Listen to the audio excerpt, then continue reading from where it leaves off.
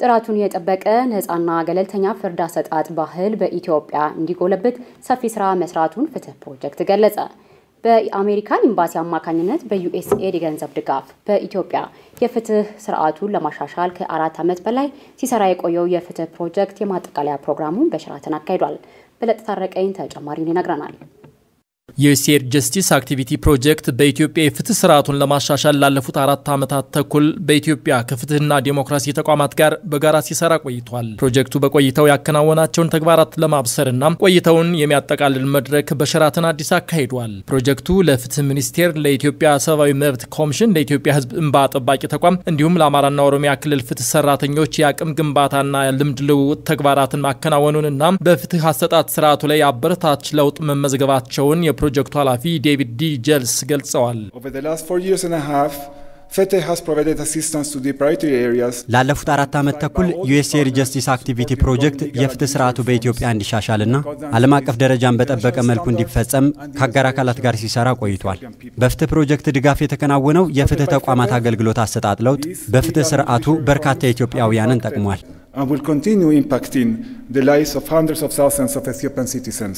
ፍትህ ፕሮጀክት በቆይታው በአማራ ክልል ለ282 ዳኞች የአቅም ግንባታ ስልጠና መስጠቱን፣ በመልካም አስተዳደር ጉዳዮች ላይ በሬዲዮና ቴሌቪዥን የግንዛቤ ፈጠራ ስራ መስራቱንና የጸጥታ ተቋማት ተግባራትን ዲጂታላይዝ በማድረግ በኩልም ድጋፍ ማድረጉን የገለጹት ደግሞ የአማራ ክልል ፍትህ ቢሮ ኃላፊ አቶ ገረመ ወልደ ጊዮርጊስ ናቸው።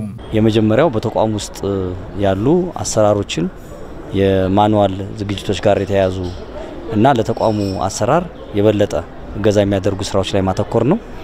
ሁለተኛው በተመረጡ ርዕሰ ጉዳዮች ላይና የአቃቢ ሕጎችን የግንዛቤ ከፍ የሚያደርጉ ስልጠናዎችን መስጠት፣ በተጨማሪም ደግሞ ከክልሉ የመገናኛ ብዙሃን ጋር በመተባበር የቴሌቪዥንና የሬዲዮ ፕሮግራሞችን እሱን እገዛ አድርጎልን የህዝቡን የኮሚኒቲ አዌርነስ የሚባለው የማህበረሰብ ማንቃት ስራዎች ላይ የማተኮር ስራ ነው። በሶስተኛ ደረጃ የቴክኖሎጂ ድጋፍ ላይ ያተኮሩ ናቸው። በእነኚህ 3 ዘርፎች ላይ በመስራታችን ምክንያት አንደኛ አዳዲስ አሰራሮችን ወደ ተቋማችን ማምጣት አስችሎናል። ሁለተኛ በዚህ በተሰጠው ስልጠና መሰረት ደግሞ የአቃቢ ሕጎችን አቅም ከማሳደግ በተጨማሪ እና ከተዘጋጀው ማኑዋል በመነሳት ደግሞ በተቋም ውስጥ አዳዲስ አደረጃጀት ለመፍጠር እድል ፈጥሮናል። የኢትዮጵያ ህዝብ እንባ ጠባቂ ተቋም ሰራተኞቹ ጥራት ያለው አገልግሎት መስጠት ይችሉ ዘንድ በፕሮጀክቱ አቅም ግንባታ ስልጠናና የግንዛቤ ፈጠራ ስራ መስራቱንና ወደፊትም የተገኙ ልምዶችን አጠናክረው እንደሚቀጥሉ የተናገሩት ደግሞ የተቋሙ ዋና ስራ አስፈጻሚ ዶክተር እንዳለ ኃይሌ ናቸው። አሚኮን ጨምሮ በተለያዩ ሚዲያዎች በክልሎች ጭምር በተቋሙ ስልጣንና ተግባር ዙሪያ ላይ በመልካም አስተዳደር በብልሹ አስተዳደር ዙሪያ ላይ የግንዛቤ ማስጨበጫ ስራዎችን ሰርቷል ማለት ነው።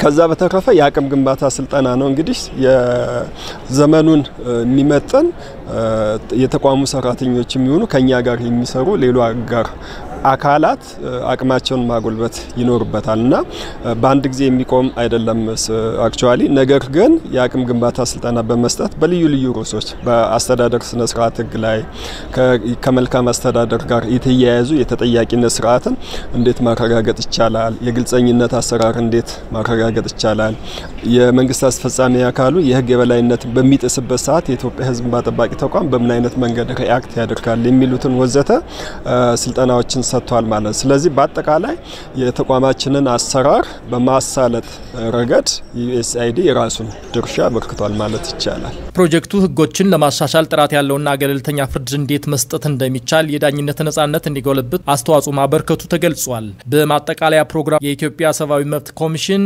የኢትዮጵያ ህዝብ እንባ ጠባቂ ተቋም፣ የአማራ ክልልና የኦሮሚያ ክልል ፍትህ ቢሮ እንዲሁም ሌሎች አጋር አካላት ተሳትፈዋል።